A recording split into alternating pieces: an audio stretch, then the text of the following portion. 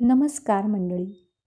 दिवसभर धावपळ करून पैसा कमवून आणि सर्व सुखसोयी असूनही दिवसाच्या शेवटी मन अस्वस्थ का राहतं? कधी विचार केलाय आपल्याला नक्की कसला आनंद हवा आहे?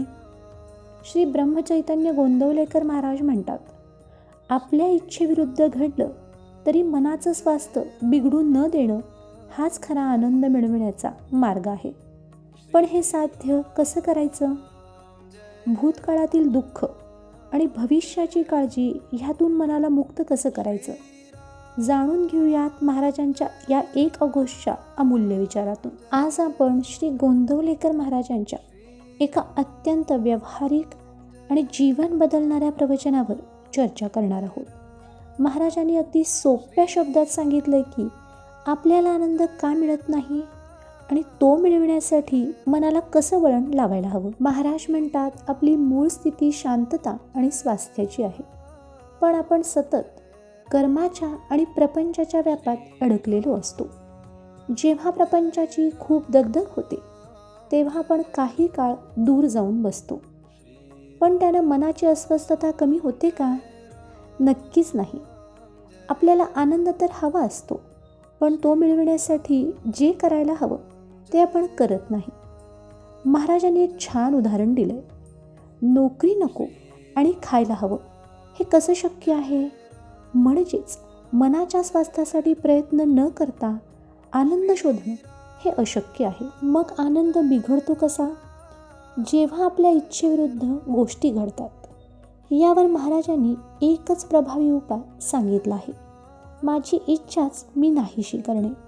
कोणतीही गोष्ट मिळावीच किंवा माझ्याच मनाविरुद्ध काही घडायला नको हा अट्टहास सोडणे.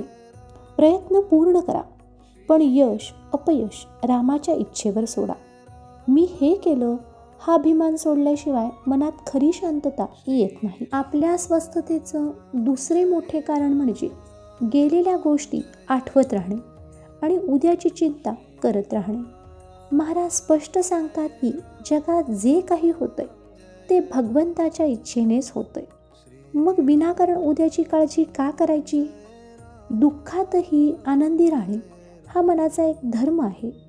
ज्याने मनाला योग्य वळण दिलं तो शरीराने आजारी असला किंवा म्हातारपणात असला तरीही पूर्ण आनंदात राहू शकतो. महाराज म्हणतात, भगवंताला देण्यासाठी एकच श्रेष्ठ दान आहे, ते म्हणजे आत्मदान. आत्मदान म्हणजे काय? वाणीने नाम घ्यावे आणि मनाने स्मरण करावे.